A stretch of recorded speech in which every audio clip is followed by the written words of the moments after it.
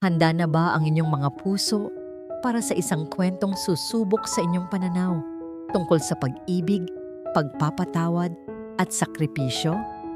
Halina't pakinggan natin ang isang paglalakbay na magpapatunay na kung minsan, ang pinakamalalim na sugat ay nagmumula sa pinakamatamis na pagmamahal.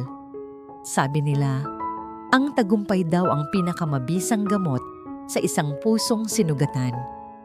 Pero paano kung ang mismong anino ng nakaraan na matagal mo nang tinakasan ang siya palang babalik para subukin ang lahat ng pinaghirapan mo? Ito ang kwento tungkol sa isang pader na gumuho at sa pag-ibig na susubuking muling bumangon mula sa mga abo. The air in the Toronto boardroom was crisp and cool, a stark contrast to the humid warmth of the life Liana had left behind.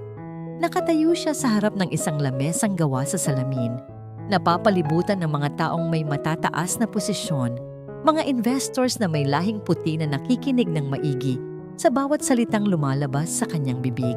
Her voice was steady, confident, a well-rehearsed symphony of business terms and future projections. Ito ang mundo niya ngayon. Isang mundong maingat niyang binuo, ladrilyo, bawat ladrilyo, mula sa mga guho ng kanyang nakaraan. And so, with our projected third quarter expansion into Western Canada, Liana Creations is not just selling a brand. We are selling a lifestyle, she concluded. A polite but firm smile on her lips. Isang malakas na palakpakan ang umalingaw-ngaw sa silid. Ngumiti si Liana, isang ngiting hindi umabot sa kanyang mga mata. Sa loob ng 8 taon, natutunan niyang gawin iyon. Ang ngumiti, tumawa, at makipag-usap na para bang hindi kailanman nadurog ang kanyang puso. Habang naguunat siya ng kamay para sa isang handshake, marahan na nag-vibrate ang kanyang telepono sa ibabaw ng mesa. A silent hum, a subtle disturbance in her perfectly controlled world. Tiningnan niya ang screen. Nanay calling. Kasama ng pangalan ng kanyang ina ay ang country code ng Pilipinas. Biglang nanikip ang dibdib ni Liana.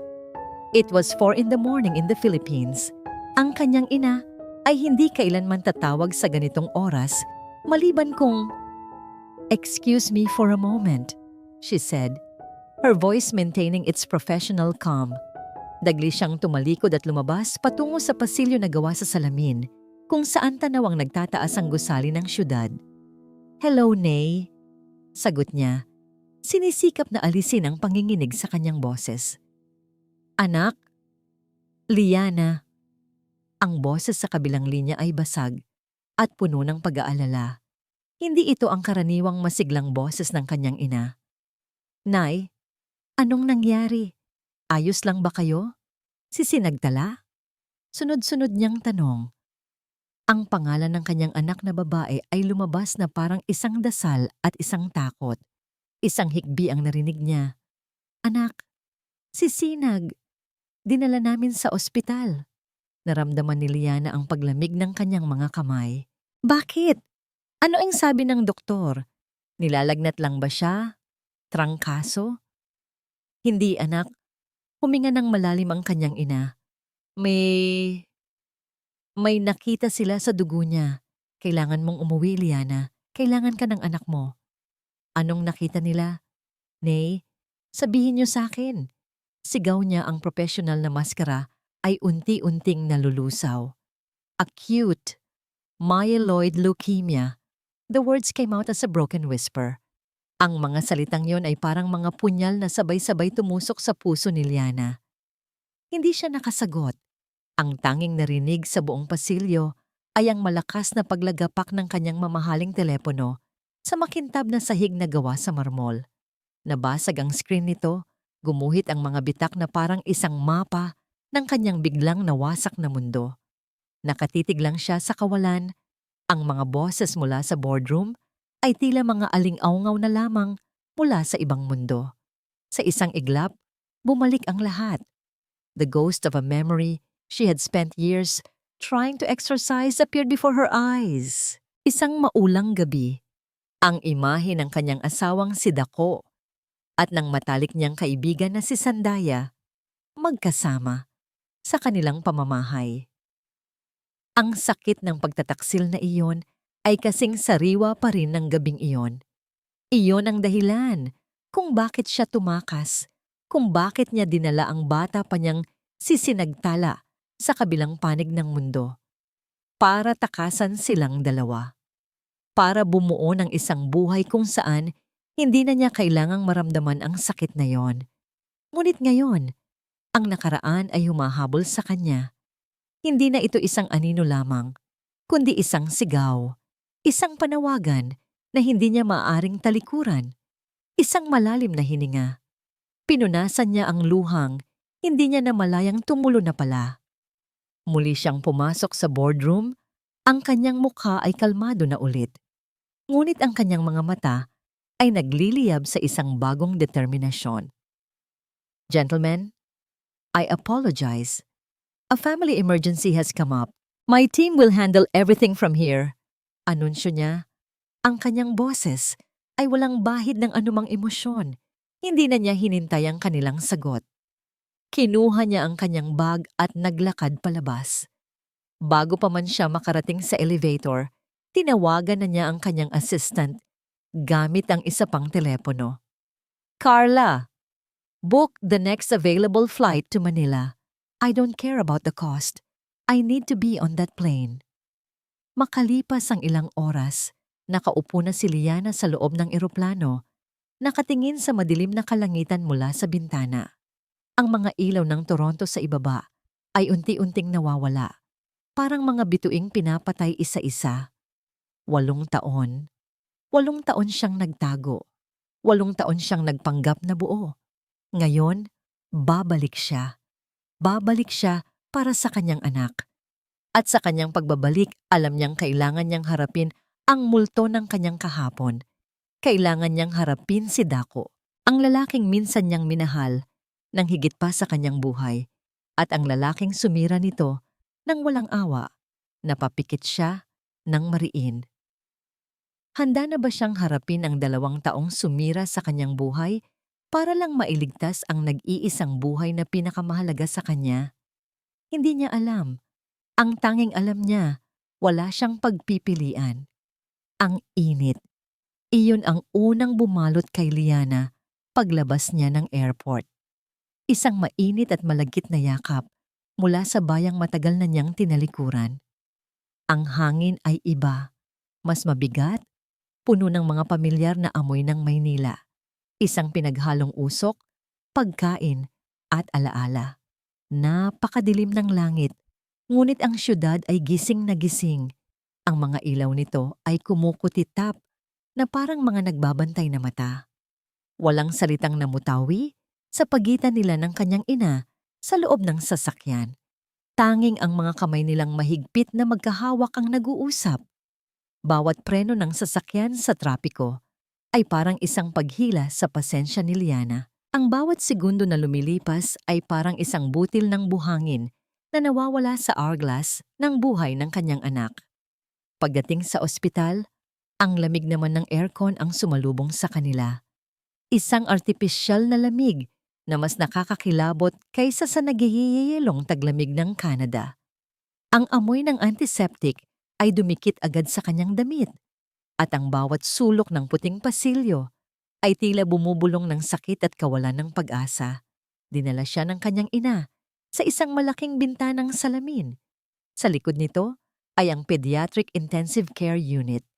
At doon, nakita niya si Sinagtala, ang kanyang maliwanag na bituin, ang kanyang munting sinag. Nakahiga sa isang kama na napakalaki para sa munti nitong katawan. Ang balat nito ay maputla. Halos kasing kulay ng kumot na nakabalot dito. May mga tubong nakakabit sa manipis nitong braso. Payapa itong natutulog o marahil ay epekto ng gamot. Ngunit ang kapayapaang iyon ay nagdulot ng matinding kirot sa dibdib ni Liana. Gumuho ang pader na 8 taon niyang itinayo. Ang CEO ng Liana Creations ay nawala. Ang natira na lang ay isang ina. Isang inang nakatingin sa kanyang pinakamamahal na anak na dahan-dahang binabawi sa kanya ng isang kalabang hindi niya nakikita. Anak ko, Hagulgol ni Liana, napasandal sa balikat ng kanyang ina. Ang mga luhang pinigilan niya sa eroplano ay malaya ng dumaloy, mainit at mapait. Ang baby ko? Nay. Niyakap siya ng mahigpit ng kanyang ina. Magiging maayos din ang lahat, anak. Malakas si Sinag. Sa gitna ng kanyang pagluha, naramdaman ni Liana ang isang presensya sa kanyang likuran. Isang anino na tila humihinga ng mabigat. Dahan-dahan siyang lumingon, ang mga matay namamagapa, at doon nakatayo si Dako. He looked older. Ang dating sigla sa kanyang mga mata ay napalitan ng isang malalim na lungkot. May mga guhit na ng pagod sa kanyang mukha. Mas manipis din ang kanyang pangangatawan. Nakasuot lamang ito ng isang simpleng t-shirt at maong, halatang hindi pa umuuwi. Sa isang iglap, para siyang isang estranghero.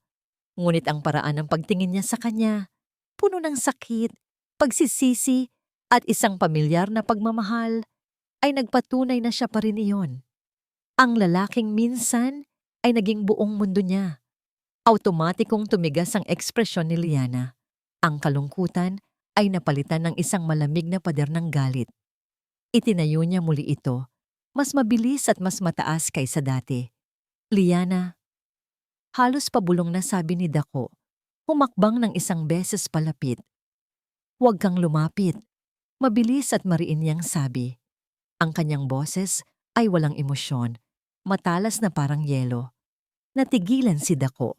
Ang kanyang kamay na nakaamba, sanang humawak sa braso ni Liana, ay nanatili sa hangin bago niya ito ibinaba. Kumusta ang anak ko? Tanong ni Liana. Ang diin ay sa salitang ko, hindi natin. He's stable. For now, sagot ni Dako. Ang boses ay paos. The doctors are doing everything they can. Hindi tumingin si Liana sa kanya. Ang kanyang mga mata ay muling ibinalik sa natutulog na si Sinagtala. Ano pa ang sinabi nila? Kailangan nila tayong makausap. Mamaya, sabi ni Dako. Kasabay noon ay ang pagdating ng isang matandang babae na may dalang isang bag ng pagkain. Si Yaya Ginhawa. Ang yaya ni Sinagtala simula pa noong sanggol ito. Ang mukha nito ay nagpakita ng ginhawa nang makita si Liana, ngunit agad ding nabalot ng pag-aalala. Ma'am Liana, salamat sa Diyos at nakarating kayo. Sabi nito, lumapit at marahang hinaplos ang likod niya. Yaya. Iyon lang ang nasabi ni Liana bago muling namuo ang luha sa kanyang mga mata. Tumingin si Yaya Ginhawa kay Dako. Sir Dako, kumain na muna kayo. Kanina pa po kayo gising. Halos hindi na nga umuuwi yan si Sir simula nang maospital si Sinag. Isang mapait na ngiti ang gumuhit sa labi ni Liana. So what? Gusto niyang isigaw. Kasalanan niya kung bakit kami nagkaganito. Ngunit pinili niyang manahimik. Hindi niya kailangang marinig ang kahit anong magandang bagay tungkol kay Dako. Hindi ngayon. Excuse me, sabi ni Liana. Lumayo sa kanilang lahat at naglakad patungo sa isang upuan sa dulo ng pasilyo. Ayaw niyang makasama sila sa iisang espasyo. Ayaw niyang maramdaman ang init ng pamilya na matagal na nilang winasak. Ngunit ang tadhana ay may ibang plano. Isang doktor na may seryosong muka ang lumabas mula sa isang pinto at lumapit sa kanila. Tumingin ito kay Liana.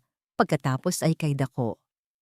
Mrs. Liana, Mr. Dako, I'm Dr. Alcaraz, Sinagtala's oncologist. Can I speak with both of you in my office? Tumayo si Liana. Ang puso niya ay kumakabog na parang tambol. May problema po ba, Doc? Tanong niya. Ang doktor ay nag-aalangan, isang tingin na nagpadala ng yelo sa kanyang mga ugat. We need to talk, sabi ng doktor sa isang mahinahon ngunit seryosong tono. We need to talk about the only option left for Sinagtala. Naglalakad si Dako sa likuran ni Liana, kasunod ng puting coat ni Dr. Alcaraz. Bawat hakbang ay parang may bigat na 1,000 libra. He could feel her anger radiating off her in waves, a cold, impenetrable wall between them. Ang pasilyo ay tahimik, Ngunit sa isipan ni Dako, ang ingay ay nakakabingi. Ang mga salitang hindi niya masabi, ang mga paghingi ng tawad na tiyak na hindi nito tatanggapin. Pumasok sila sa maliit na opisina ng doktor. Umupo si Liana sa isang upuan, as far away from him as possible. Nanatili siyang nakatayo malapit sa pinto. Pakiramdam niya'y isa siyang kriminal na naghihintay ng kanyang sentensya. "Please, have a seat, Mr. Dako," sabi ng doktor. Iginagaya ang upuan sa tapat ni Liana. Umupo si Dako. Maingat na iniiwasan ang mga mata nito. Nakatitig lang si Liana sa doktor. Ang kanyang mukha ay isang blankong maskara. As I've mentioned, Sinagdala's initial chemotherapy response is not as aggressive as we hoped, Dr. Alcaraz began, his voice calm and measured. Her best, and frankly her only chance for long-term survival is bone marrow transplant. Naramdaman ni Dako ang paghigpit ng hawak ni Liana sa braso ng upuan. We've tested her immediate family members on record, her grandparents. Unfortunately, none of them are a suitable match. Pagpapatuloy ng doktor, inilalatag ang ilang mga papel sa mesa. The best chance for a perfect match is always a biological parent. Sa puntong yon, nag-angat ng tingin si Dako. Ang puso niya ay nagsimulang tumibok ng mas mabilis, isang halo ng takot at isang kakatwang bagay na matagal na niyang hindi naramdaman. Pag-asa. "We ran preliminary tests on both of your blood samples upon admission," sabi ng doktor. Tumingin muna kay Liana at pagkatapos ay sa kanya. "Mrs. Liana, you are a partial match. We can proceed with you as a donor, but it comes with higher risks of rejection. Mr. Dako, you are a perfect match, a 10 out of 10. Isang perpektong tugma. The words echoed in Dako's mind. Sa lahat ng pagkakamali niya, sa lahat ng pagkasira na idinulot niya, sa wakas, may isang bagay siyang magagawang tama. May isang bagay sa kanya na perpekto para sa kanyang anak. Ito na.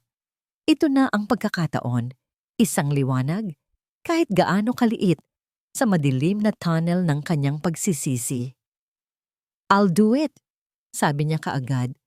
Ang kanyang boses ay mas matatag kaysa sa naramdaman niya sa loob ng maraming taon.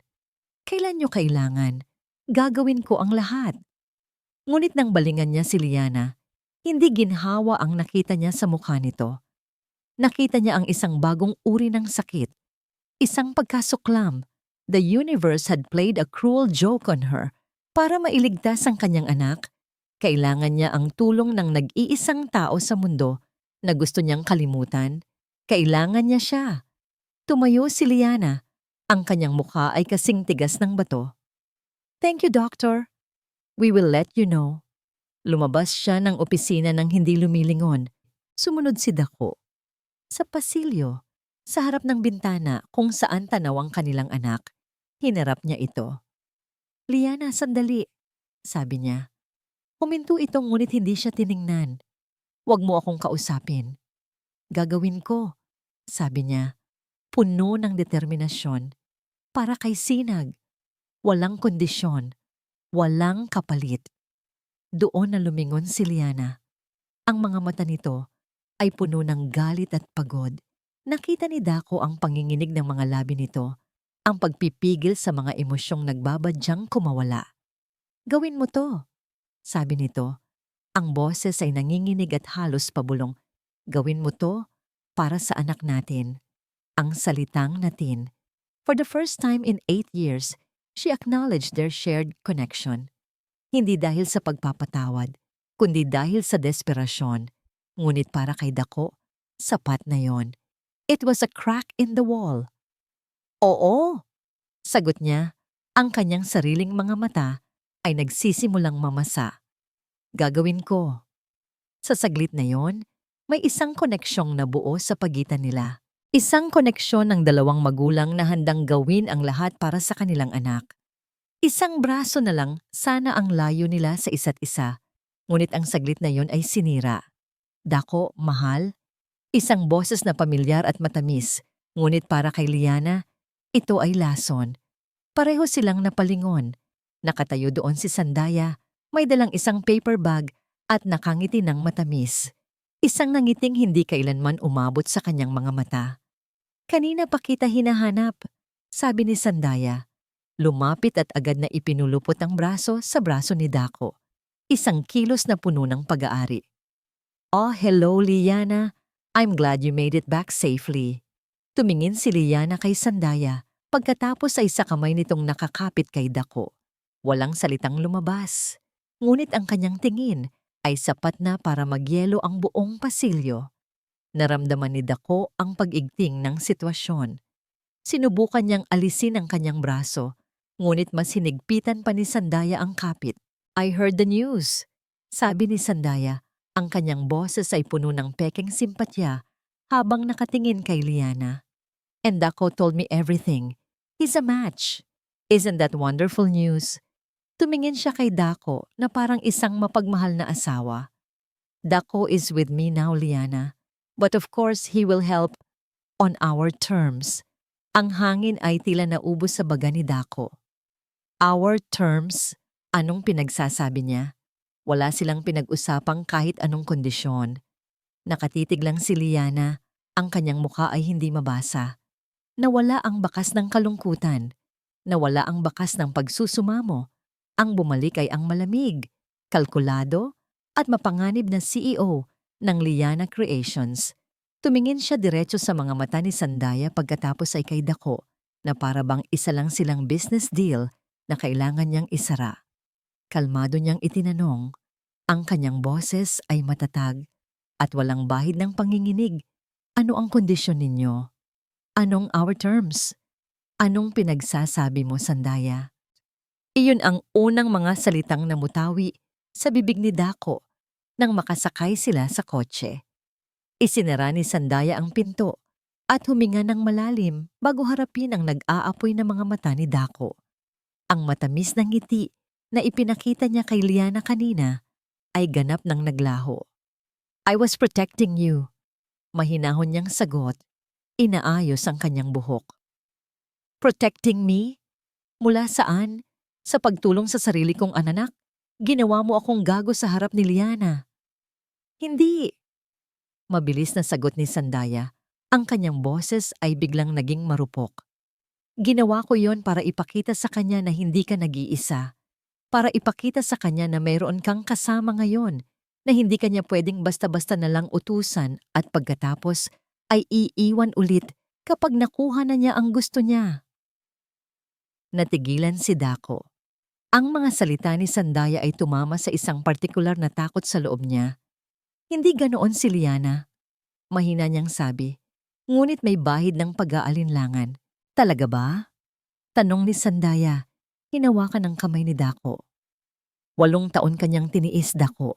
8 taon kanyang hindi pinatawad. Ngayon, bigla siyang babalik dahil kailangan kanya. Paano kung pagkatapos nito, kapag magaling na si Sinag, aalis na naman siya? Babalik sa Canada? Iiwan ka na naman sa ere. Ako lang ang nag-iisip para sa kapakanan mo. Ang mga salita niya ay parang ahas na gumapang sa isipan ni Dako. Nagtanim ng kamandag ng duda. Hindi na umimik si Dako sa buong biyahe pa uwi. At para kay Sandaya, ang pananahimik na yon ay isang tagumpay. Pagdating sa kanilang condo unit, isang magarang espasyo na tanaw ang buong syudad, isang testamento sa tagumpay na binuo nila. Agad na dumiretso si Sandaya sa kanilang silid. Huminto siya sa harap ng isang malaking salamin. Tinitigan niya ang kanyang refleksyon. Isang babaeng maganda, matagumpay, at nakukuha ang lahat ng gusto niya. Ngunit sa likod ng refleksyong yon, nakikita pa rin niya ang anino ng isang batang babae na laging nasa likuran ni Liana. Si Liana ang laging bida. Siya ang mas matalino sa klase, ang paborito ng mga guro, ang laging nananalo sa mga patimpalak. At higit sa lahat, siya ang unang minahal ni Dako. Si Sandaya ay ang best friend niya lang, ang laging tagapakinig, ang laging nasa tabi-tabi lang. Ang gabing iyon, 8 taon na ang nakalipas, ay ang kanyang pinakamalaking tagumpay. Sa wakas, sa isang gabi ng kahinaan ni Dako at ng kanyang mga kalkuladong salita, siya ang pinili. At nang umalis si Liana, naramdaman niya ang matamis na lasa ng paghihiganti. Nakuha niya ang tropeo, siya ang nanalo. Ngayon, bumalik ang kalaban. At hindi siya papayag na matalo, hinding-hindi. Kinabukasan, habang naghahanda si Dako para sa kanyang appointment sa ospital para sa mga karagdagang pagsusuri, nilapitan siya ni Sandaya. Ang kanyang mukha ay puno ng pag-aalala. "Dako, mahal," malamig niyang sabi, inaayos ang kwelyo ng polo nito. "Sigurado ka na ba talaga dito?" "Sandaya, napag-usapan na natin to. Para kay Sinag," mariin niyang sagot. Nagsimulang mamuo ang mga luha sa mga mata ni Sandaya. Isang talento niya iyon. Ang umiyak sa tamang pagkakataon. Alam ko, pero natatakot ako para sa'yo." Hinaplos niya ang dibdib ni Dako. "Natatakot ako na ginagamit ka lang niya. Na pagkatapos ng lahat, itatapon ka na lang niya na parang basura. Masasaktan ka na naman." "Kaya kong harapin yon," sabi ni Dako. Kahit na ang totoo, ang mga salita ni Sandaya ay nag-iiwan ng marka. Biglang nagring ang telepono ni Sandaya. Tiningnan niya ito at ang kanyang muka ay nagpakita ng biglaang pagkataranta. "Oh my God! Si tita, nasa ospital daw." "Anong nangyari?" Nag-aalalang tanong ni Dako. "Hindi ko alam. Tumawag si pinsan. Kailangan ko raw pumunta doon ngayon na." "Dako, samahan mo ako please. Hindi ko kayang mag-isa. Natatakot ako," sabi niya. Humahagulgol na. "Pero ang appointment ko sa ospital? Mamayang hapon na lang please. 1 oras lang tayo doon, pangako. Mas importante ang pamilya, di ba? Pakiusap, Dako, kailangan kita." Pagmamakaawa niya. Tinitigan ni Dako ang umiiyak na si Sandaya. Nakikita niya ang takot sa mga mata nito. Bumuntong hininga siya. Talo sa kanyang konsensya. Sige na. Tatawagan ko na lang ang ospital. Samahan na kita." Niyakap siya ng mahigpit ni Sandaya.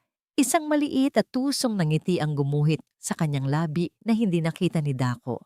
Pagkalipas ng 1 oras, habang nasa sasakyan sila, papunta sa isang emergency na hindi naman totoo, kinuha ni Sandaya ang kanyang telepono. Nagdial siya ng isang numero. "Hello, Liana?" Sabi niya.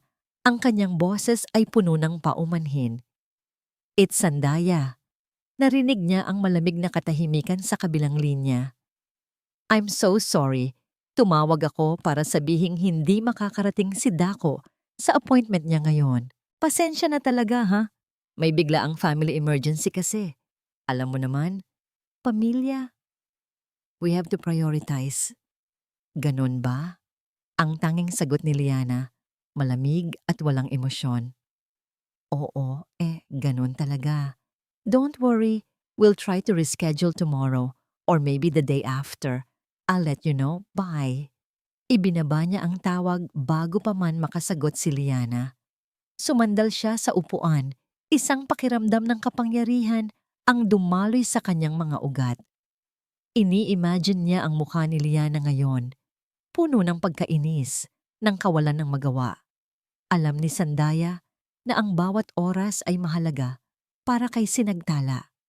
At iyon mismo ang laro niya. Hindi niya hahayaang maging madali ang lahat para kay Liana. Papahabain niya ang paghihirap nito. Ipapakita niya kung sino ang may kontrol ngayon. May emergency. We have to prioritize. Ang mga salitang yon ni Sandaya ay umalingaw-ngaw sa isipan ni Liana na parang isang insulto. Nakaupo siya sa loob ng kanyang inupahang kotse, nakaparada sa isang kanto malapit sa ospital. Ang kanyang mga kamay ay mahigpit na nakakuyom sa manibela. Ang kanyang mga buko ay namumuti. Priorities. Family emergency. Anong alam ni Sandaya sa mga salitang iyon?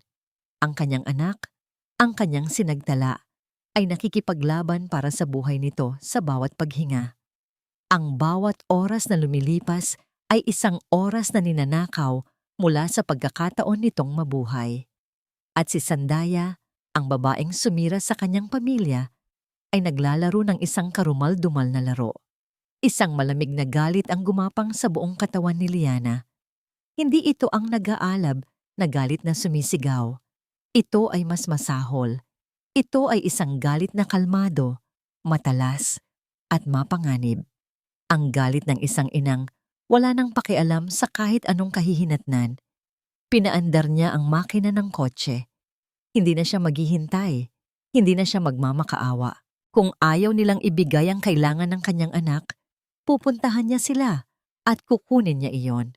Mabilis niyang tinahak ang daan patungo sa address na alam pa rin niya kahit 8 taon na ang lumipas. Ang address ng condo unit kung saan minsan siyang nangarap bumuo ng isang pamilya. Ang lugar na naging eksena ng kanyang pinakamalaking kabiguan. Pagdating sa lobby, walang sino man ang humarang sa kanya. Ang kanyang tindig, matikas, may awtoridad at may apoy sa mga mata, ay sapat na para tumabi ang gwardiya. Sumakay siya sa elevator. Ang bawat palapag na nadadaanan ay nagpapabigat sa hangin na kanyang nilalanghap. Nang tumigil ang elevator sa penthouse floor, huminga siya ng malalim at naglakad patungo sa nag-iisang pinto sa dulo ng pasilyo. Hindi na siya kumatok. Sunod-sunod niyang pinindot ang doorbell. Ang tunog ay umaling-awngaw sa katahimikan, isang desperado at galit na panawagan. Walang tigil, walang hinto. Maya-maya, bumukas ang pinto. Nakatayo doon si Sandaya. Nakasuot ng isang mamahaling silk robe, halatang nagulat. Ngunit ang pagkagulat ay mabilis na napalitan ng isang mapang-asar na ngiti. Liana, what a surprise. You know it's rude to... Nasaan si Dako? Putol ni Liana sa sasabihin nito. Ang kanyang boses ay malamig at walang emosyon. He's not here, sagot ni Sandaya. Sumandal sa hamba ng pinto na parang reyna sa kanyang palasyo. May pinuntahan siyang mahalagang meeting. You should have called first. Huwag mo akong gawing tanga, Sandaya, sabi ni Liana. Humakbang palapit, kaya napaatras si Sandaya papasok ng unit. Pumasok si Liana at isinara ang pinto sa likuran niya. Anong laro ito? Ang buhay ng anak ko, ang pinag-uusapan natin. Calm down, Liana. You're making a scene, sabi ni Sandaya. Tumatawa ng bahagya. Wala kaming laro. May emergency lang talaga. Hindi naman umiikot ang mundo sa'yo at sa mga pangangailangan mo. Pangangailangan ko? Nanlilisik ang mga mata ni Liana. Ang anak ko ang nangangailangan. Ang anak ni Dako. O baka nakalimutan mo na may bahagi pa rin siya sa batang iyon na unti-unting namamatay sa ospital habang kayo ay naglalaro ng pamilya-pamilyahan dito. Watch your words, babala ni Sandaya. Ang ngiti ay naglaho na sa kanyang muka. Inaalagaan ko lang si Dako. Pinoprotektahan ko siya mula sa'yo. Mula sa sakit na idudulot mo na naman sa kanya. Ako pa ang mananakit. Halos pasigaw na, sabi ni Liana.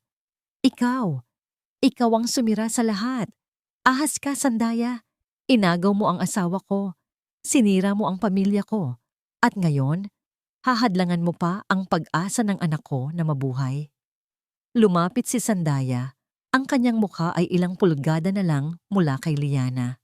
Ang kanyang boses ay naging isang mapanganib na bulong. Hindi ko siya inagaw. Tumakbo siya sa akin. Baka dapat tanungin mo si Dako kung bakit siya tumakbo sa akin noon. Baka dapat sarili mo ang tanungin mo kung ano ang pagkukulang mo. Iyon na. Ang huling salita. Ang huling patak na nagpaapaw sa baso.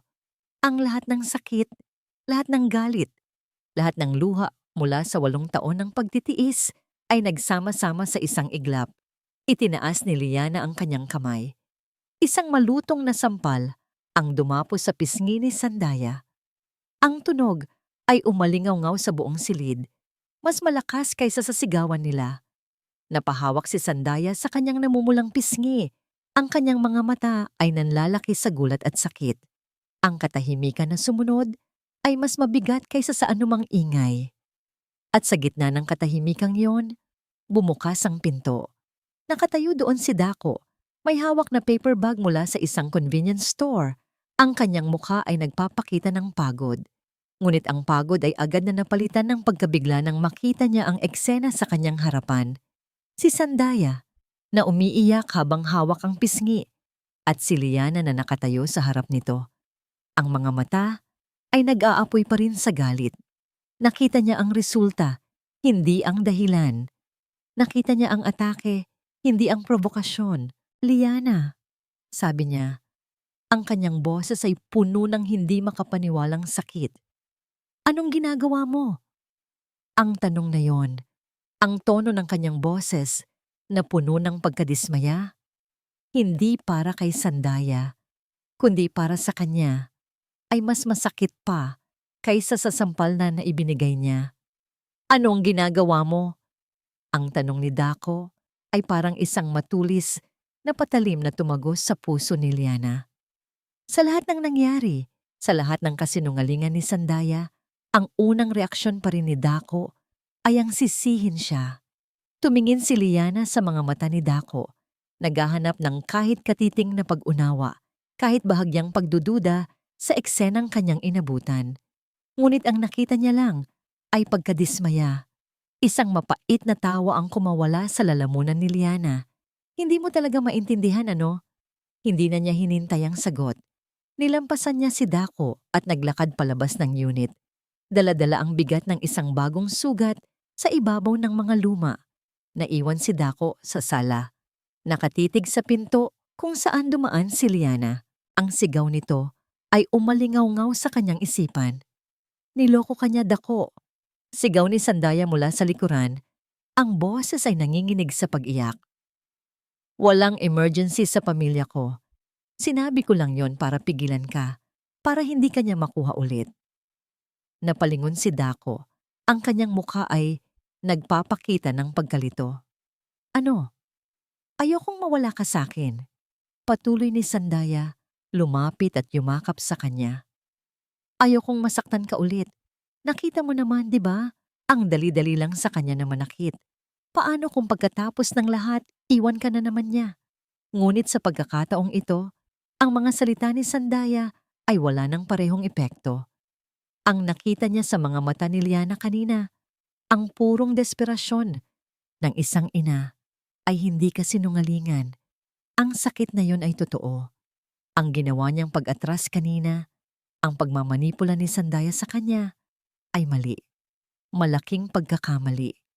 Dahan-dahan niyang inalis ang pagkakayakap ni Sandaya. Kailangan kong pumunta sa ospital.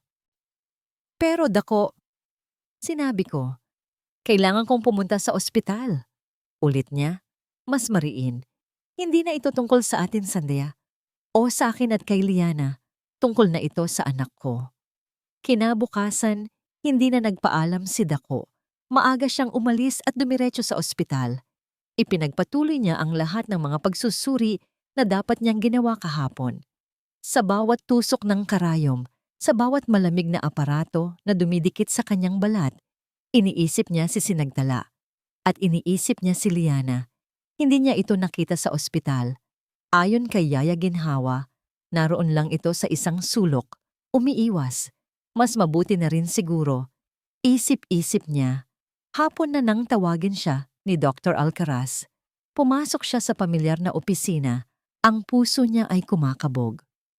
Good news, Mr. Dako, sabi ng doktor na may ngiti. The confirmatory tests are all positive. You are indeed a perfect match. We can schedule the transplant as soon as possible. Isang malaking bigat ang nabunot sa dibdib ni Dako. Sa wakas, isang konkretong hakbang. Salamat, Dok. Salamat sa Diyos. But, pagpapatuloy ng doktor, at ang ngiti nito ay bahagyang nawala. As part of our standard procedure for donors, we conducted a full medical workup, an ECG at 2D echo. We found something we need to discuss. Biglang kinabahan si Dako. Ano po yon, Doc? It's about your heart. Sabi ng isa pang doktor na pumasok sa silid. Ipinakilala siya bilang si Dr. Manlapas, isang cardiologist. Mr. Dako, you have a condition called hypertrophic cardiomyopathy. It's a genetic condition where the heart muscle becomes abnormally thick. Sa kaso mo, hindi pa ito nagpapakita ng anumang sintomas, kaya hindi mo ito alam. But it's there. Hindi maintindihan ni Dako. Anong ibig sabihin yan? May sakit ako sa puso? It means your heart has to work harder than normal, paliwanag ni Dr. Manlapas. Now, a bone marrow harvest is a surgical procedure. It requires general anesthesia. For a normal person, the risk is minimal. But for someone with your condition, anesthesia and the stress of surgery pose a significant risk. It could put a severe strain on your heart. Risk? Gaano kalaking risk? Tanong ni Dako.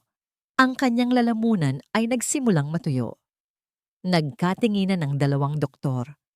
Si Dr. Alcaraz ang sumagot. Dako, we need to be very clear about this.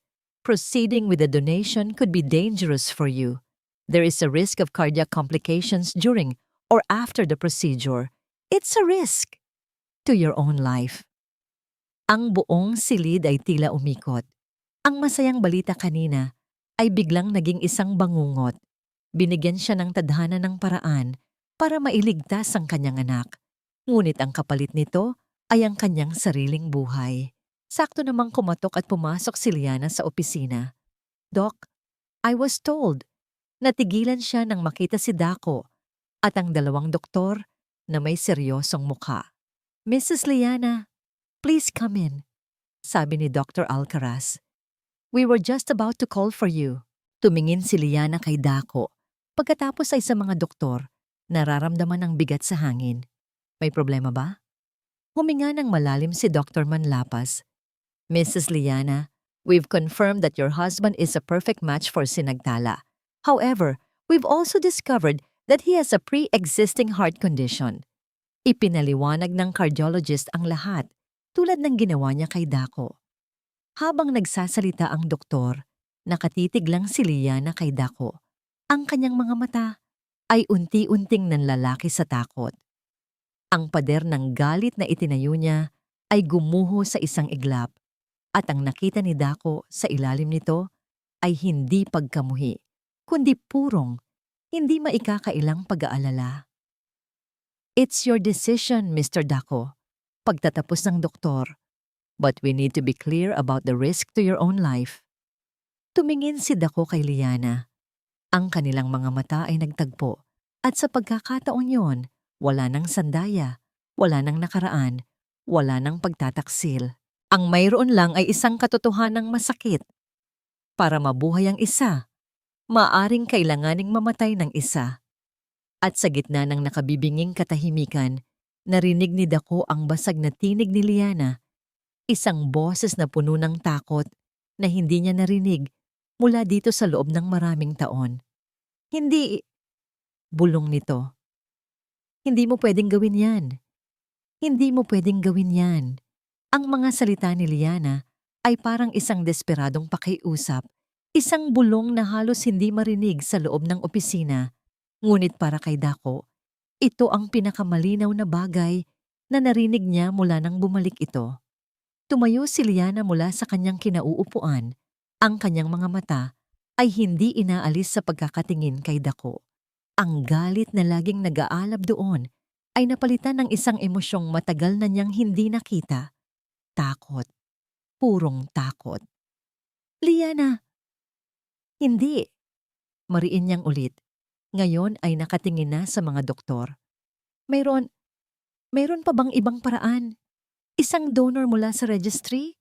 Kahit saang bansa? Babayaran ko. Kahit magkano?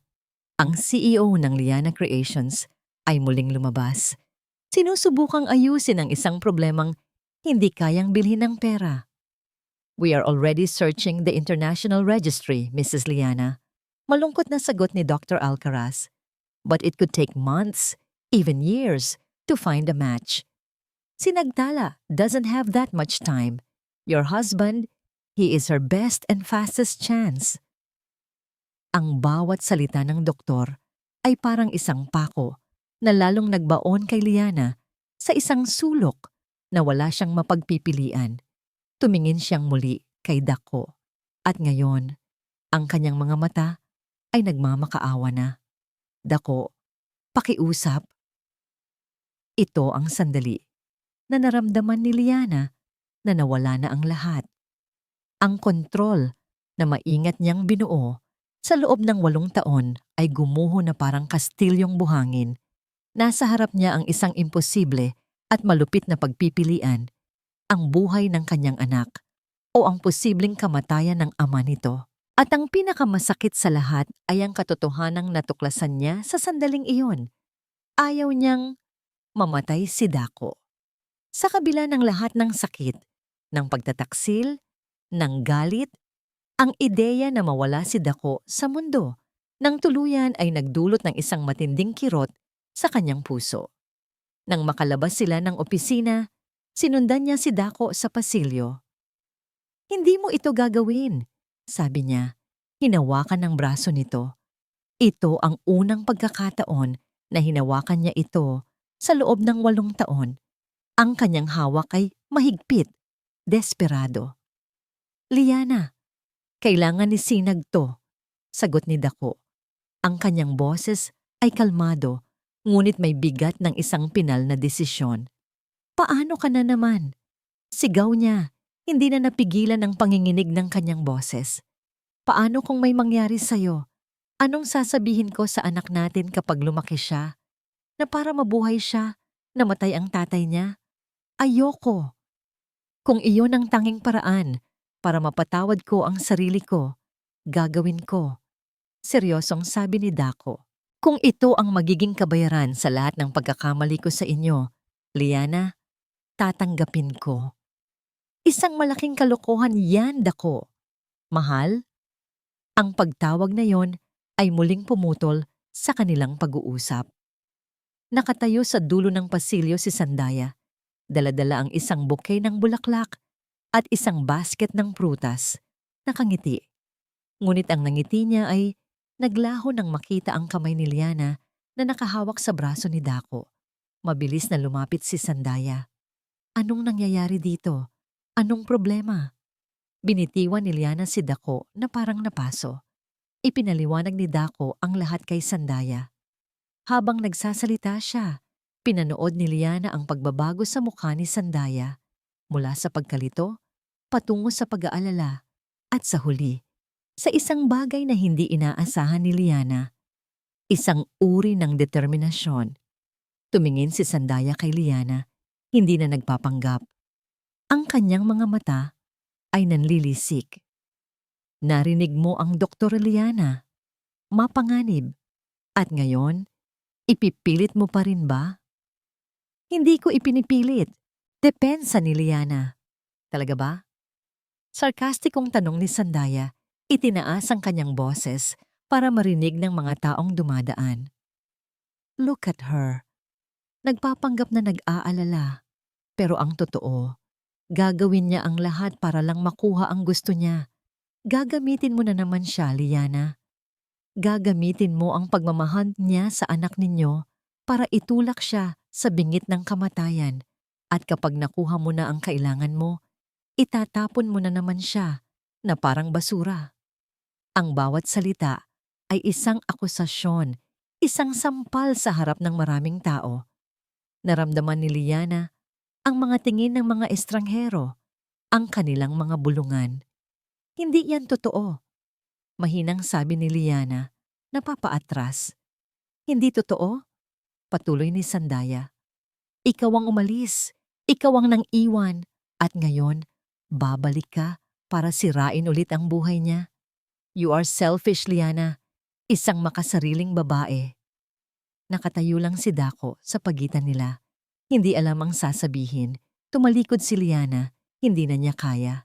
Tumatakbo siyang palayo. Ang mga akusasyon ni Sandaya ay humahabol sa kanya. Dumiretso siya sa isang maliit na chapel Sa loob ng ospital, umupo siya sa isang bakanting upuan sa harap ng isang imahen at doon, sa katahimikan, ang lahat ng kanyang lakas ay nawala. Nanginginig niyang kinuha ang kanyang telepono at tinawagan ang nag-iisang tao na nakakaintindi sa kanya. Yaya! Sabi niya nang sagutin ni Yaya Ginhawa ang tawag, ang kanyang boses ay basag na. Nandito ako sa chapel. Pupuntahan kita. Ang mabilis na sagot ng matanda. Pagdating ni Yaya Ginhawa, nakita niya si Liana na nakayuko. Ang mga balikat ay nanginginig sa bawat hikbi. Ma'am, hindi ko na alam ang gagawin ko, Yaya. Hagulgol ni Liana. Ang anak ko, si Dako. Kasalanan ko ba ang lahat ng ito? Makasarili ba talaga ako? Niyakap siya ni Yaya Ginhawa. Hindi po, ma'am. Ina po kayo. At nagmamahal pa rin po kayo. Samamantala, sa labas, matapos ang isang mahabang pakikipagtalo kay Sandaya, nakagawa na ng desisyon si Dako. Pumasok siya sa opisina ng mga nurse at kinuha ang isang form, isang consent form. Habang nag-iiyakan si Liana sa chapel, sa kabilang panig ng ospital, pumirma si Dako. Ang kanyang kamay ay hindi nanginginig. Sa bawat letra ng kanyang pangalan na isinulat niya, may isang kapayapaan siyang naramdaman. Ang operasyon ay itinakda kinabukasan. Gabi. Ang ospital ay unti-unting tumatahimik. Ang dating abalang mga pasilyo ay nilalamon na ng mga anino at tanging ang mahihinang tunog mula sa mga makina at ang mga pabulong na usapan ng mga nurse ang sumisira sa katahimikan. Para kay Dako, ito ang pinakamahabang gabi ng kanyang buhay. Nakaupo siya sa isang upuan sa labas ng kwarto ni Sinagtala. Nakasuot na siya ng hospital gown, handa na para sa umaga. Sa loob ng ilang oras, haharapin niya ang isang operasyon na maaaring maging huli para sa kanya. Ngunit sa halip na takot, isang kakaibang kapayapaan ang kanyang nararamdaman. Isang pagtanggap. Dahan-dahan siyang tumayo at pumasok sa silid. Ang ilaw lamang mula sa mga monitor ang nagsisilbing liwanag. Lumapit siya sa kama ng kanyang anak. Payapang natutulog si Sinagtala. Ang kanyang dibdib ay marahang tumataas at bumababa. Ang kanyang munting mukha ay nagpapakita ng isang inosenteng kapayapaan, walang kamalay-malay, sa sakripisyong nakatakdang gawin para sa kanya. Hinawakan ni Dako ang maliit na kamay nito. Napakainit. Napakaliit. Napakahalaga. Anak, bulong niya. Ang kanyang boses ay garalgal. Patawarin mo si Papa, ha? Patawarin mo ako kung hindi ako naging mabuting ama sa'yo sa loob ng maraming taon. Patawarin mo ako kung wala ako sa tabi mo noong mga panahong kailangan mo ako. Isang luha ang pumatak mula sa kanyang mata at tumama sa kamay ng bata. Pero pangako, anak, babawi ako. Itataya ko ang lahat para lang gumaling ka. Para magkaroon ka ng pagkakataong tumakbo, maglaro, at tuparin ang lahat ng pangarap mo. Mahal na mahal kita. Sinagtala, ikaw ang pinakamaganda ng nangyari sa buhay ko. Hinalikan niya ang noo nito. Isang halik na puno ng lahat ng pagmamahal na hindi niya naipadama. Nanatili siya roon ng ilang minuto. Sinasaulo ang bawat detalye ng mukha ng kanyang anak. Pagkatapos, lumabas siya ng silid at umupo sa isang maliit at tahimik na waiting area. Mula sa bulsa ng kanyang damit, kinuha niya ang isang piraso ng papel at isang panulat na hiningi niya sa nurse kanina. Sa ilalim ng madilim na ilaw, nagsimula siyang magsulat. Liana, kung binabasa mo ito, marahil ay hindi naging maganda ang kinalabasan ng operasyon para sa akin. Huwag kang malungkot. At higit sa lahat, huwag mong sisihin ang sarili mo. Ginawa ko ito ng buong puso, nang walang pag-aalinlangan. Ito ang pinili ko. May mga bagay na dapat ko sanang sinabi sa iyo noon pa. Mga bagay na idinaan ko na lang sa katahimikan dahil sa hiya, sa takot, at sa aking karuwagan. Ang gabing iyon, ang gabing sumira sa ating lahat, hindi iyon simpleng kahinaan lang. Bago ang gabing iyon, ilang araw nang nilalason ni Sandaya ang isipan ko. May mga pinakita siyang mga peking text messages, mga ebidensya na mayroon ka na raw ibang kinakatagpo sa mga business trip mo. Bobo ako, Liana. Bobo ako dahil naniwala ako. Dahil hinayaan kong talunin ng selos at duda ang tiwala na dapat ay ibinigay ko sa'yo. Nang gabing iyon, uminom ako. Uminom ako dahil sa sakit. At si Sandaya, nandoon siya. Alam niya ang lahat ng tamang sasabihin. Hindi nito binabago ang katotohanan na nagkasala ako sa'yo. Isang pagkakamaling habang buhay kong pagsisisihan. Pero gusto kong malaman mo ang buong katotohanan. Hindi para sa akin, kundi para sa'yo. Para malaman mo na hindi ikaw ang nagkulang. Ako. Sa loob ng 8 taon, bawat araw, ginigising ako ng pagsisisi. Sinubukan kong maging masaya sa piling ni Sandaya. Pero ang totoo, pira-piraso na lang ng sarili ko ang ibinibigay ko. Dahil ang buong puso ko, Liana, naiwan na sa'yo. Hindi ako humihingi ng tawad dahil umaasa akong babalik ka sa akin. Humihingi ako ng tawad dahil iyon ang nararapat para sa'yo. Patawarin mo ako, Liana. Patawarin mo ako sa lahat ng sakit na idinulot ko. Alagaan mo si Sinagtala. Sabihin mo sa kanya araw-araw na mahal siya ng kanyang ama. Ikwento mo sa kanya ang mga masasayang alaala natin, hindi ang mga malulungkot. Hayaan mo siyang lumaki na may pagmamahal, hindi galit. Ikaw ang nag-iisang babaeng minahal ko ng ganito, Liana. At sa huling pagkakataon, gusto kong sabihing, mahal na mahal kita. Dako maingat niyang tiniklop ang liham. Bawat salita ay parang isang piraso ng kanyang kaluluwa na inilipat niya sa papel. Nakita niya si Yaya Ginhawa na naglalakad sa pasilyo, nagdadala ng isang kumot. Tinawag niya ito. Yaya, sabi niya. Ang kanyang boses ay mahina. Sir Daco, hindi pa po ba kayo natutulog? Tanong ng matanda. Hindi na siguro, Yaya. Inabot niya ang nakatuping liham. Pwede po bang humingi ng pabor? Ano po yun, sir? Itago niyo po ito, sabi ni Daco. At ibigay niyo lang po ito kay Liana. Kung sakaling hindi ako magising. Tinitigan ni Yaya Ginhawa ang liham, pagkatapos ay ang mga mata ni Daco. Tumango siya ng marahan, ang kanyang mga mata ay naluluha. Makakaasa po kayo, sir. Sakto namang dumating ang mga nurse na may dalang wheelchair. Oras na. Tumayo si Daco.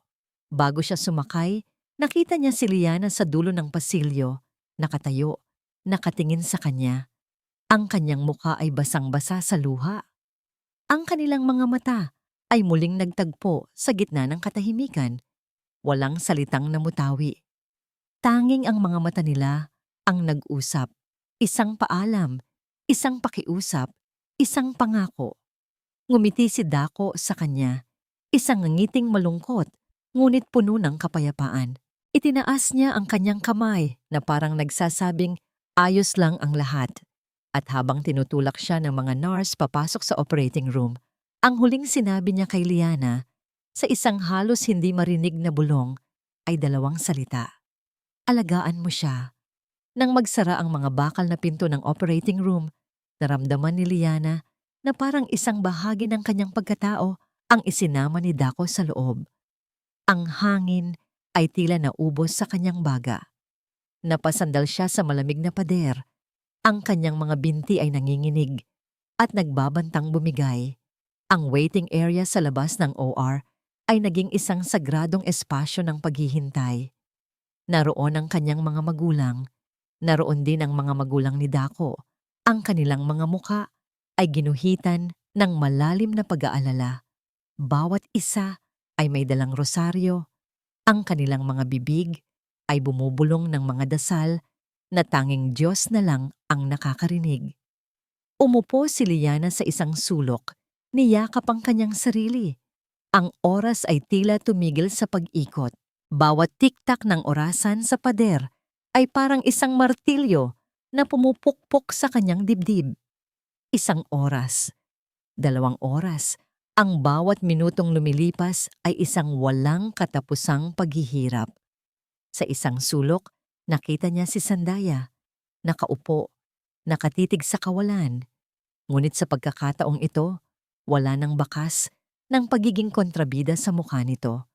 Ang nakikita na lang ni Liana ay isa ring babaeng natatakot. Lumapit si Yaya Ginhawa kay Liana. May dalang isang baso ng tubig. "Ma'am, inumin niyo po muna ito." Umiling si Liana. "Hindi ako nauuhaw, Yaya. Kailangan niyong lakasan ang inyong sarili," mahinahong sabi ng matanda. Tumingin ito sa paligid. Pagkatapos ay may dinukot mula sa kanyang bulsa. Isang nakatuping papel. Ang liham. "Ma'am," sabi ni Yaya Ginhawa, ang kanyang boses ay halos pabulongong. "Bilin po ito ni Sir Daco. Ibibigay ko lang daw po sa inyo kung sakali." Tinitigan ni Liana ang liham. Ang kamay niya ay nanginginig. Nang abutin niya ito, hindi pa po ito ang kung sakali. Pagpapatuloy ng matanda. "Pero sa tingin ko, kailangan niyo itong mabasa. Ngayon na." Nag-aalangan man, dahan-dahang binuksan ni Liana ang liham. Ang sulat kamay ni Daco, pamilyar pa rin sa kanya kahit 8 taon na ang lumipas. At nagsimula siyang magbasa.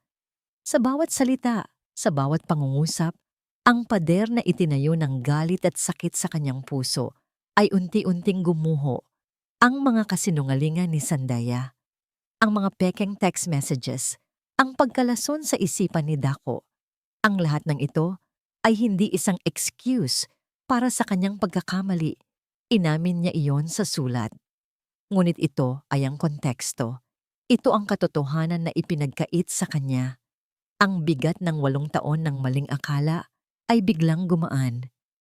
Hindi pala siya ang nagkulang, nilinlang sila. Pareho silang biktima. Ang mga luha ay nagsimulang mamuo sa kanyang mga mata at sunod-sunod na pumatak sa papel. Ang mga huling salita ng pag-amin, ang paghingi ng tawad, ang walang hanggang pagmamahal, bawat isa ay tumagos sa kanyang kaluluwa. Ang Daco na nagsulat nito ay hindi ang duwag na lalaking tinalikuran niya. Ito ang Daco na minahal niya noon, puno ng pagsisisi.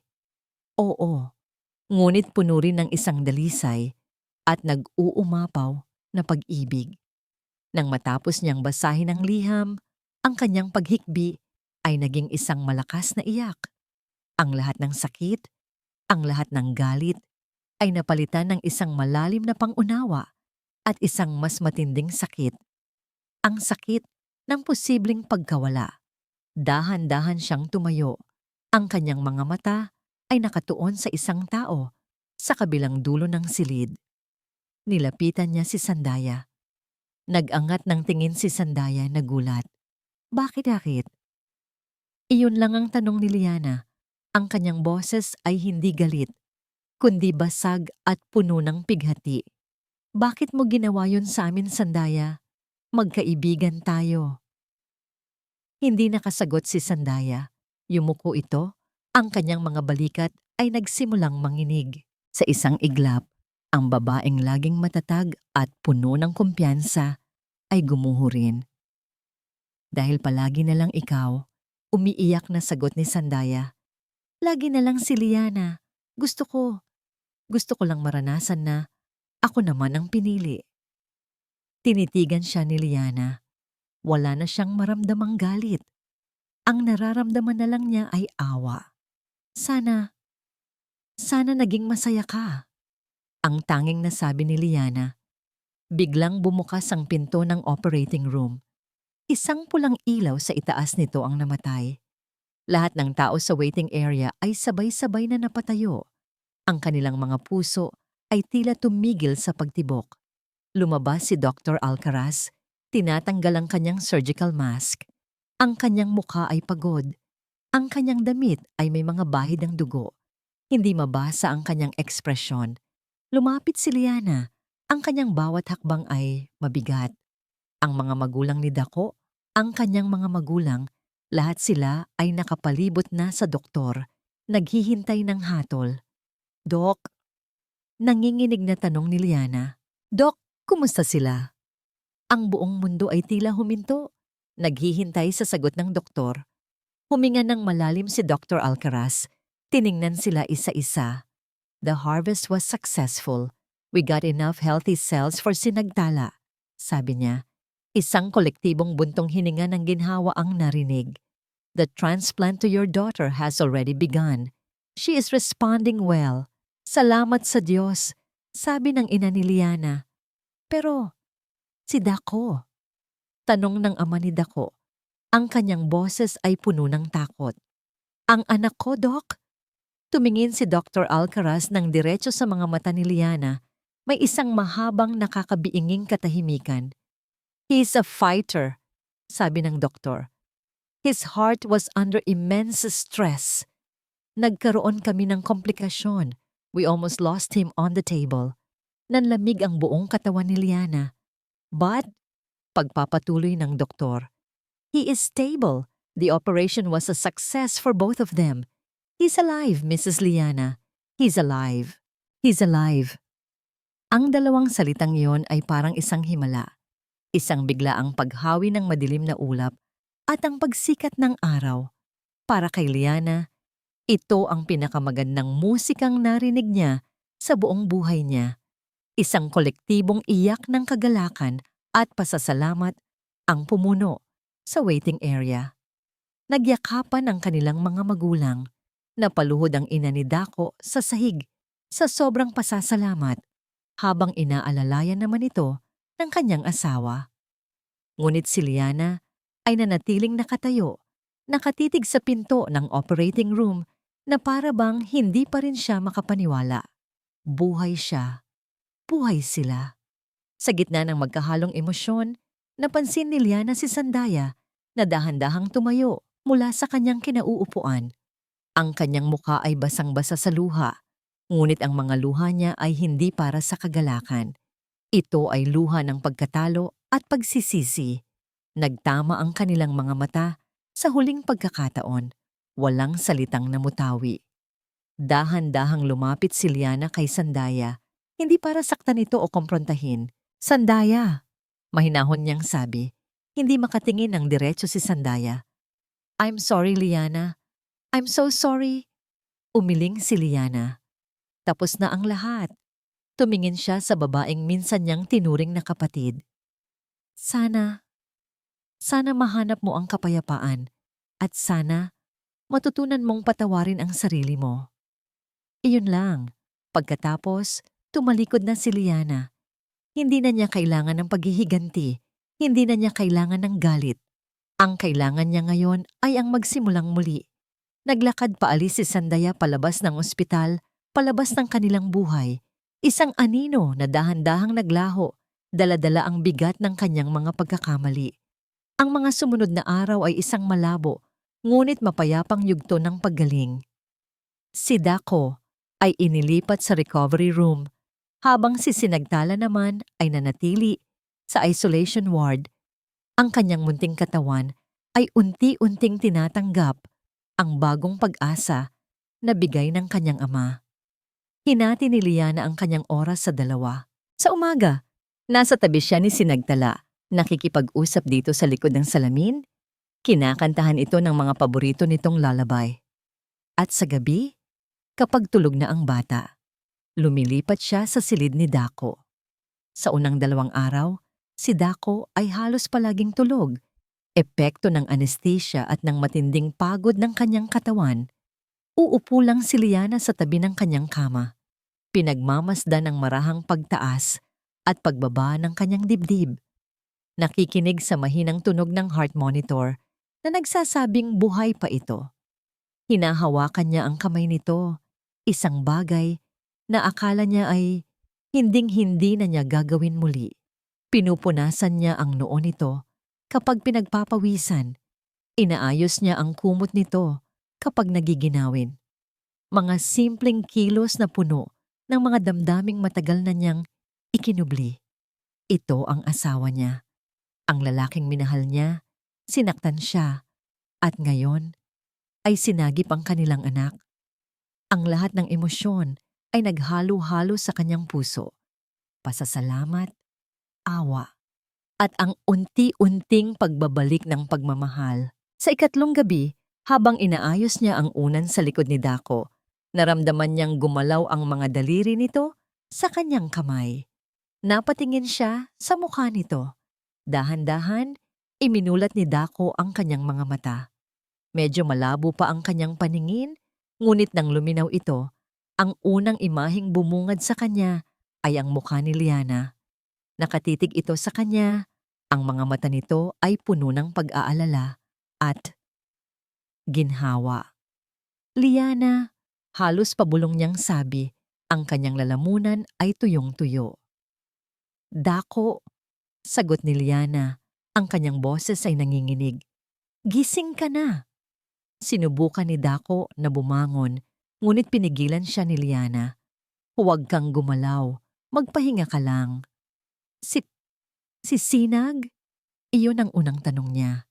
Isang ngiti ang sumilay sa labi ni Liana. Ang unang totoong ngiti na nakita ni Dako sa loob ng 8 taon. She's okay. The doctor said the transplant was a success. Tinatanggap ng katawan niya. Lumalaban siya, Dako. Lumalaban ang anak natin. Naramdaman ni Dako ang pag-init ng kanyang mga mata.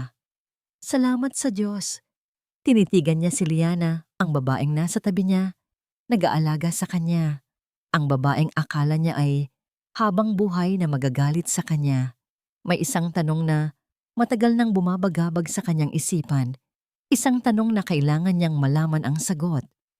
Gamit ang natitirang lakas, itinanong niya sa isang mahinang boses, "Pinatawad mo na ba ako?" Hindi agad sumagot si Liana. Tinitigan niya lang ang kanilang magkahawak na mga kamay. Nakita ni Dako ang pagpatak ng isang butil ng luha mula sa mata nito. Tumama sa kanyang kamay. Hindi niya sinabing oo.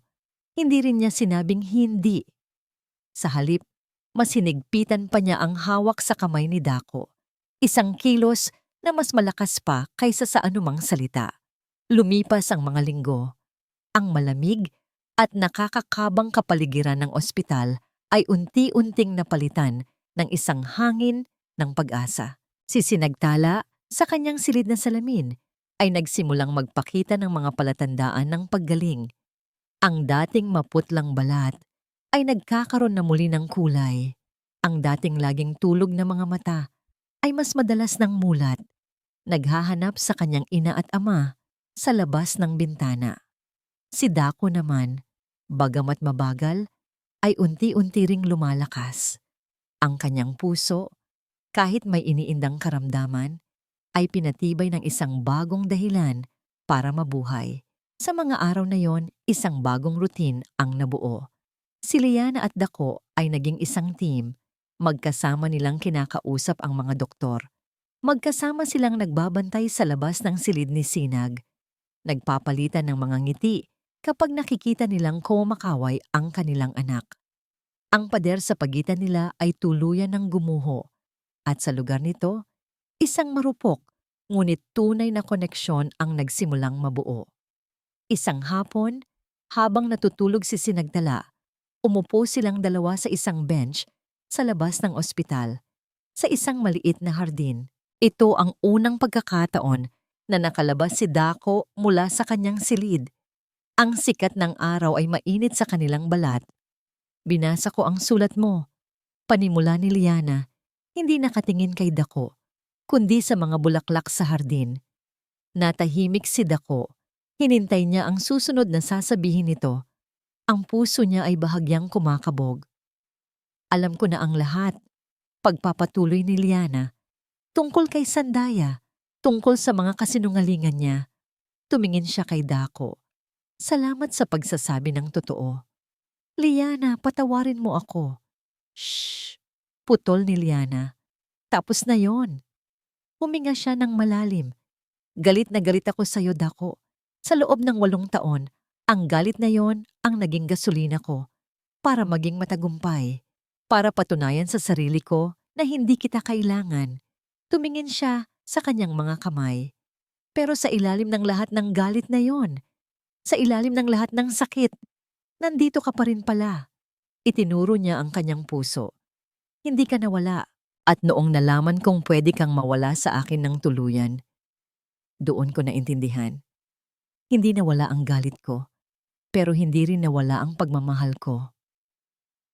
Hindi makapagsalita si Dako.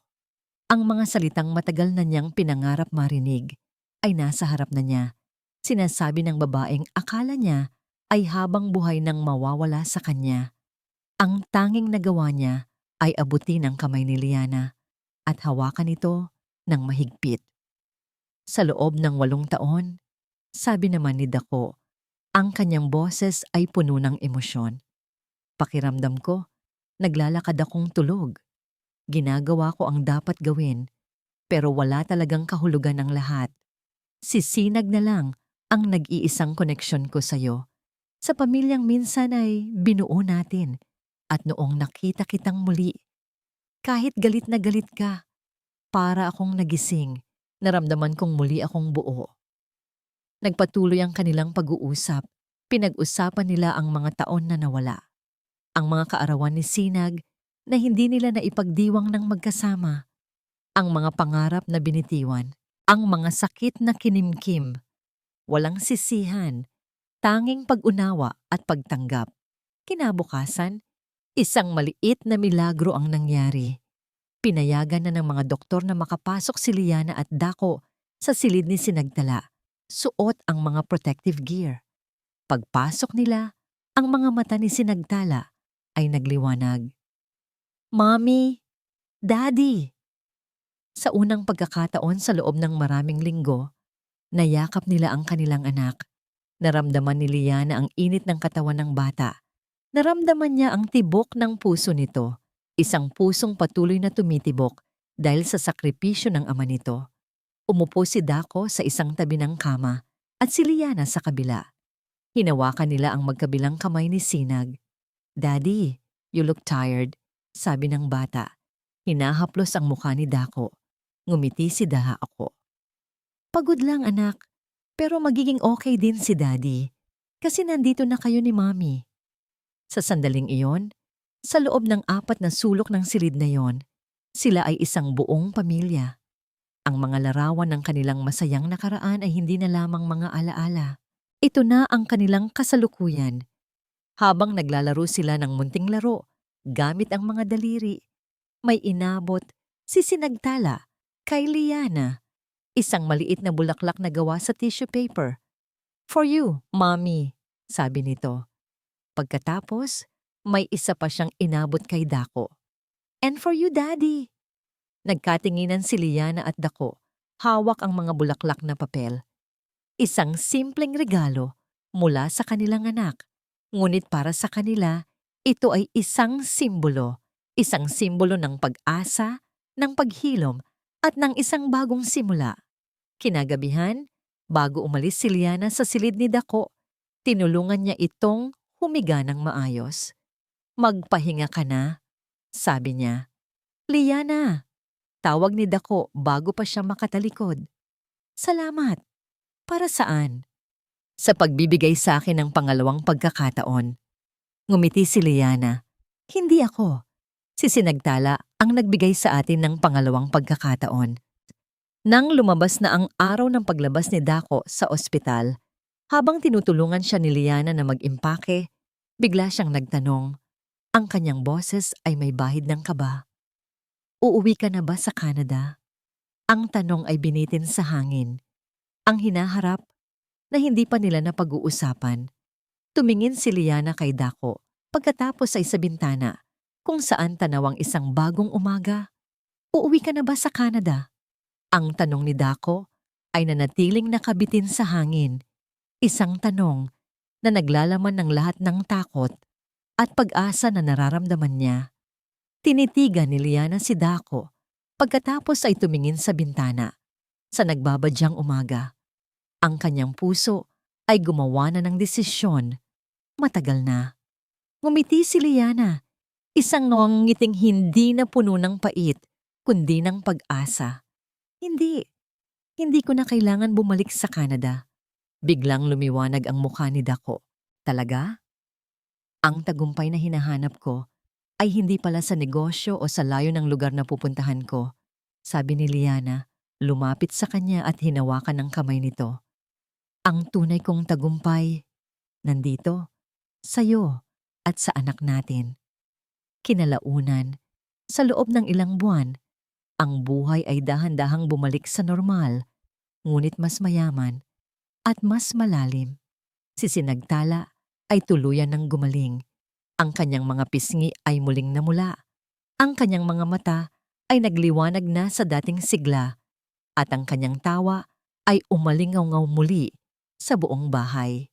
Naging masayahin na siyang muli, tumatakbo at naglalaro sa ilalim ng araw. Isang buhay na regalo mula sa sakripisyo ng kanyang ama. Sa bawat araw, mas nakikita ni Liana ang pagbabago kay Dako. Hindi na siya ang lalaking mahina at duwag. Ang karanasan sa ospital ay nagpatibay sa kanya. Ginawa siyang isang ama at isang lalaking handang harapin ang lahat para sa kanyang pamilya. Nagsimula siyang magtrabaho ulit. Ngunit sa pagkakataong ito, mas may balanse at mas may direksyon. Isang araw ng linggo, nagkayayaan silang magpamilya na lumabas. Naka-casual outfit silang tatlo, parang isang ordinaryong pamilya. Dinala ni Dako si Liana at sinagdala sa isang parke na may malawak na damuhan. Nagtakbuhan si Sinagdala, habang si Liana at Dako ay nakaupo sa ilalim ng puno, pinagmamasdan ang bawat kilos ng bata. "Mommy! Daddy! Habol!" Sigaw ni Sinagtala, tumatawa ng malakas. Tumayo si Dako at hinabol ang anak. Hindi nagtagal, sumunod din si Liana. Magkahawak kamay silang naghabulan kay Sinagtala. Ang kanilang mga tawa ay nagsama sa iisang himig ng kaligayahan. Isang pamilyang buo, masaya, at puno ng pagmamahal. Kinabukasan, isang maliit na sorpresa ang inihanda ni Dako. Sinundo niya si Liana at sinabi nitong may mahalaga siyang pupuntahan. Dinala niya ito sa Tagaytay. Ang hangin ay sariwa at malamig.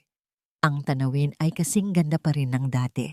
Huminto sila sa isang pamilyar na lugar, ang Tanawin Cafe. Ang parehong cafe kung saan sila madalas magpunta, kung saan sila nangangarap, kung saan nagsimula ang lahat.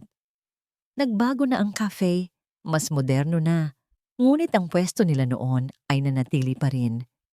Umupo sila sa kanilang dating pwesto, tanaw ang bulkang Taal. Nag-order sila ng kaparehong kape na laging iniinom ni Liana noon. "Naaalala mo pa ba dito?" tanong ni Dako. Isang pamilyar na ngiti ang gumuhit sa kanyang labi. Ngumiti si Liana. "Paano ko makakalimutan? Dito ka unang nangako na hinding-hindi mo ako iiwan." Naging seryoso ang mukha ni Dako. Hinawakan niya ang kamay ni Liana. "Liana," sabi niya. Ang kanyang boses ay nanginginig, ngunit puno ng katapatan. "Marami akong pagkakamaling ginawa. Marami akong sinira. Ngunit sa lahat ng iyon, ang pagmamahal ko sa iyo at kay Sinagtala ang nag-iisang bagay na hindi kailanman nawala." Biglang lumuhod si Dako sa gitna ng kafe. Wala siyang dalang singsing. Ang tanging inaalay niya ay ang kanyang sarili. "Hindi ko alam kung karapat-dapat pa ako," sabi niya, diretsong nakatingin sa mga mata ni Liana. "Pero pinangako ko sa sarili ko na kung mabubuhay ako, gagawin ko ang lahat para maging karapat-dapat sa pagpapatawad mo at sa pagmamahal mo. Hindi ko kayang ibalik ang mga taong nawala, pero kaya kong pangakong bawat araw, bawat segundo ng buhay ko ay iaalay ko sa inyo ni Sinagtala." "Liana," patuloy niya, "hindi kita tatanungin kung gusto mo akong pakasalan ulit. Ang tatanungin ko, bibigyan mo ba ako ng pagkakataong patunayan na karapat-dapat ako sa'yo? Bibigyan mo ba ako ng pagkakataong bumuo muli ng pamilya, hindi mula sa dati nating mga pangarap, kundi mula sa mga bagong aral na natutunan natin sa gitna ng sakit at sakripisyo?" Lumuluha si Liana, ngunit ito ay luha ng kaligayahan. Ang kanyang puso ay puno. Hindi na siya nag-aalangan. Oo, Dako, sabi niya, puno ng pagmamahal at pag-asa. Oo. Tumayo si Dako at niyakap niya si Liana ng mahigpit. Isang yakap na puno ng pangako. Isang yakap na nagpapatunay na ang kanilang pag-ibig ay hindi natapos, kundi muling isinilang. Mas matatag, mas malalim, at mas tunay. At sa sandaling iyon, may munting boses na sumigaw mula sa labas ng cafe. Mommy! Daddy! Sisinagtala.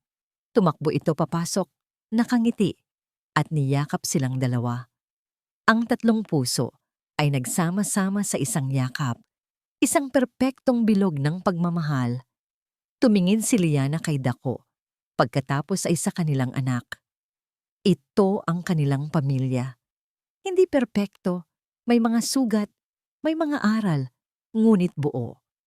At alam niyang sa pagkakataong ito, habang magkasama silang tumitingin sa magandang tanawin ng Tagaytay, ang kanilang hinaharap ay puno ng liwanag. Ang kwentong ito ay isang paalala na ang tunay na pag-ibig ay hindi tungkol sa pagiging perpekto, kundi sa kakayahang bumangon mula sa pagkakamali, matuto sa sakit, at muling magtayo ng tiwala. Ang pagpapatawad ay hindi para sa iba lamang, kundi para rin sa ating sarili. At ang pagmamahal ng isang magulang para sa kanyang anak ang pinakamalakas na puwersa. Isang pagmamahal na kayang magpagaling ng pinakamalalim na sugat at magbukas ng daan para sa pangalawang pagkakataon. Maraming salamat po sa inyong pakikinig sa aming kwento ng pag-ibig, pagpapatawad at sakripisyo. Sana po ay tumagos sa inyong mga puso ang bawat emosyon at aral na ibinahagi namin. Anong bahagi po ng kwento ang pinakanakaramdam sa inyo? Anong damdamin po ang nanatili sa inyong puso pagkatapos ninyong pakinggan ang bawat kabanata? Ibahagi po ang inyong saloobin sa comment section sa ibaba. Gusto po naming malaman ang inyong mga iniisip at nararamdaman. Hindi dito nagtatapos ang ating paglalakbay. Marami pa pong kwentong kasing ganda at mas puno ng aral dito sa aming channel. Kung nagustuhan nyo ang kwentong ito, i-like, i-share sa pamilya at mga kaibigan, at mag-subscribe na rin para lagi kayong updated sa mga susunod pa naming kwento. I-click nyo ang notification bell para kayo ang unang makarinig kapag may bago kaming upload. Pagpalain po kayo ng Panginoon, kayo at ang inyong buong pamilya. Hanggang sa muli.